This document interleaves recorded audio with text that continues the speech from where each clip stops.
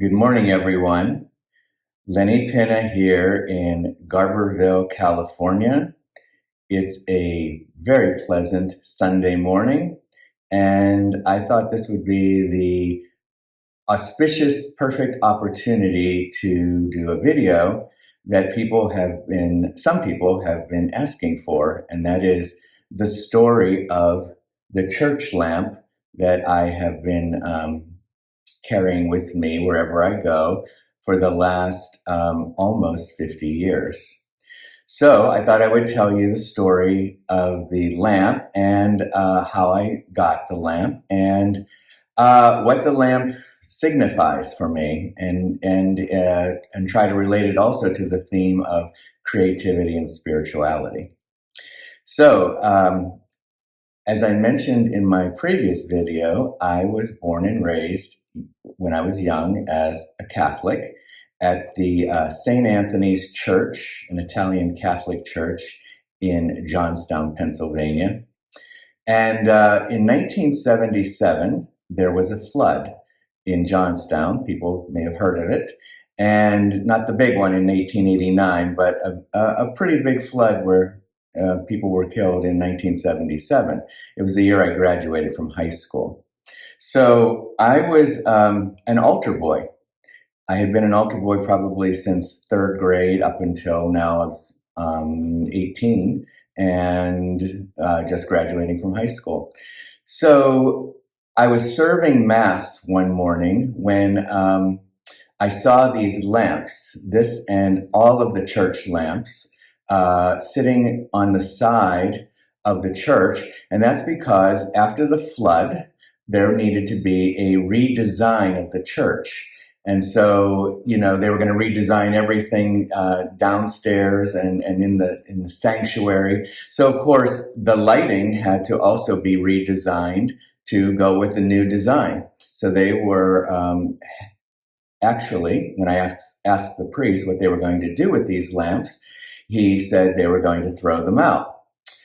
I asked, could I have one? And he said yes. So I carried it from church. To know where I live, you have to cross a bridge, walk up 52 steps, and then up a hill to get home. So I did that, and I carried this, and it's rather heavy, but I was determined, and I was really happy to have it.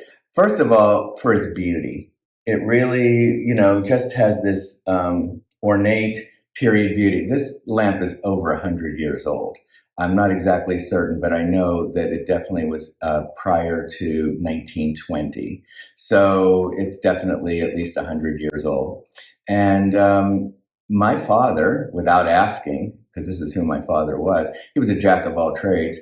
Without me asking, he rewired the lamp so that it could take household bulbs. In the church, it had very, special bulbs for the that were not household bulbs, and he rewired it so that I could use it. And so I've carried this cross country several times wherever I've lived. Maybe for a little while, I had it in storage in my mom's place back in Pennsylvania, up in the attic. But most of the time, it was with me, whether I was in Cleveland or California. And so what this brings to mind is the Catholicism that I was brought up with and my relation to it, in that, I didn't have to be told to go to church. I loved going to church, and I loved singing loudly. And I went to Catholic school for 6 years as well. And so that was part of my upbringing. However, I had my own personal journey, my own personal narrative going on. For example, when I was in first grade, I was small and I was being picked on by larger guys. And I had to walk home across that bridge, like I said, and up 52 steps. And so one day, I had sort of run home a lot, but this particular day, the bigger guys were waiting for me, and they got another young guy my age. We were in first grade together, and we kind of looked alike. We used to kind of joke that we looked like brothers. Well, the bigger guys convinced my friend to hit me. So they were waiting for me on the bridge, and Joe was his name, and he hit me in the stomach, and I doubled over. And I looked up, and these words just came out of my mouth. I don't care about me, but you hurt God inside of me. And the look in Joe's face was horrified, and he ran away, and all of them left. All of them went away. And I was left there alone. And so that was a deep belief of mine. What I had internalized that I had heard somewhere in church or at school was, I am the temple of God. I am the temple of God. And I believed that that's where God resided, inside of me, not outside of me. And I've carried that all through my life as my fundamental core is that I'm a part of the manifestation of God in the universe, and that things go through me, including my creativity. And so to bring it to that theme, Catholicism offered definitely an aesthetic that I have used, especially in my directing of plays.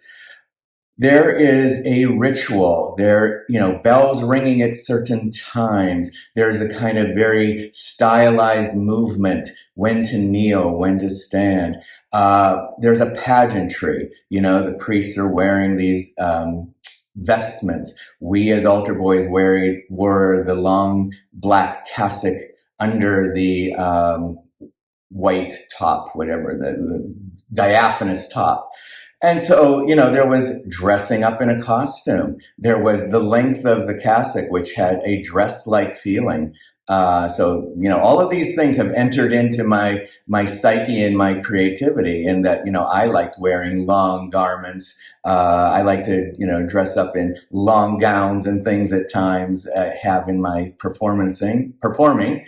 And then there was the pageantry of the Passion of Christ, right before Easter on Good Friday night. The church, we would go to church late in the evening. I don't know if it was midnight, but it was definitely late in the evening when it was dark.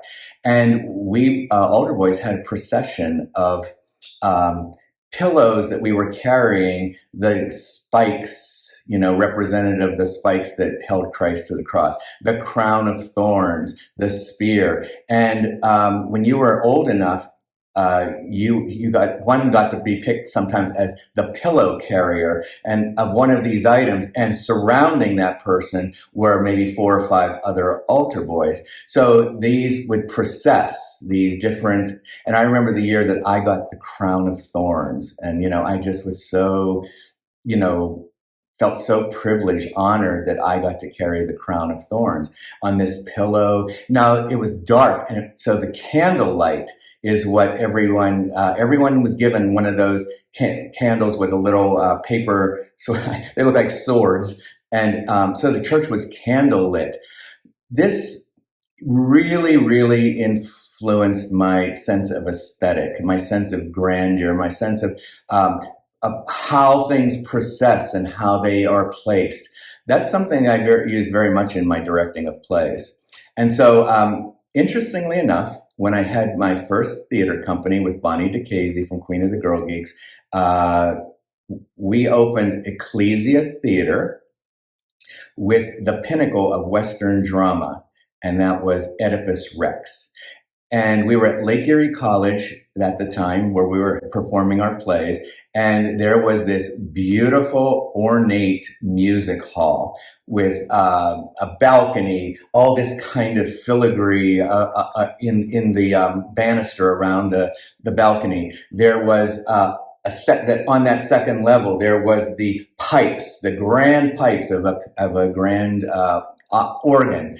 And so I had this image of how Oedipus is larger than life at the beginning, and then he is brought low. So to emphasize his absolute power, majesty, and largeness of character. I took one of the pieces of banister right opposite of the audience, so it was like up on the second mezzanine. I took it away so that the actor playing Oedipus could stand there. And what I created was Bonnie's mother sewed the fabric. This is how it's all related. 60 yards of bridal white satin. We made two pieces that looked like they crisscrossed like a robe, like a big, huge 2-story robe. And what we did was underneath that robe was a staircase, a circular staircase that would descend from that second mezzanine down to the stage floor. Well, that was hidden at the beginning. When people walked in, all they saw was this 60 yards of bridal white satin looking like two big panels crisscrossing. And up above that place where I took the piece of banister away, this lamp, we hung this lamp at the perfect height so that the actor playing Oedipus could walk in, and the look of him, it was like he was wearing this lamp as a crown, and the garment looked like his robe. And he did his opening monologue, this huge opening monologue, looking like this absolute large presentation, godlike, if you will, before he splits the robe and descends and walks down the staircase, becoming more like the mortal size of him rather than the large presentation of him. Anyway, it was so delightful to have this lamp be there for the opening of the theater company, Ecclesia Theater. So it's meant a lot. I recently moved, and there was the dilemma. Now, I didn't want to really not have the lamp, but I also was condensing and purging and trying to take very little in 2 vehicles, and I just didn't know, as I was preparing, would there be room for the lamp? And so I did contemplate selling it. And I briefly had a couple of people who were interested in buying it, and it ultimately didn't work. And in some way, I was relieved because I really did want the lamp. Even though I'm no longer Catholic, I don't look at this lamp as like I was a Catholic. I look at this lamp more like an embodiment of what I said as a child. I am the temple of God. And so the lamp itself, when it's unplugged with no light on it, it's beautiful, but this is what it's meant to be. It's meant to have the light shining through it. And so this to me is an embody of my earliest journey as a person who thought from a very young age that I'm the temple of God, that what's ever in the universe is in me, and that I just need to keep unfolding who I am and bring that manifestation into the world. Like everyone has a unique contribution to make in the world. I'm just trying to always peel myself to find what is it that I'm bringing to the world. And here it has coincided recently with the YouTube channel, Ecclesia Arts, and I'm presenting parts of my life through artwork, in this case, an art object that I deemed really beautiful and was really attracted to and really wanted to have, and to bring forth these stories that talk about that. And I appreciate all of you who have said you're taking the journey with me into this journey of creativity and spirituality. And so this was my second video, and I'm really glad. I feel like I've set the foundation between my original painting, which was up there that I talked about in the first video, and this historic lamp.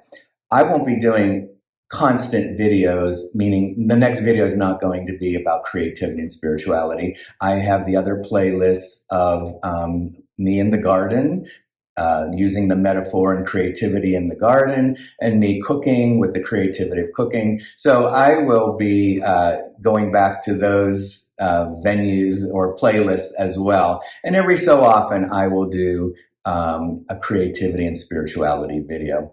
So thank you so much for joining me, everyone, and I'll see you next time.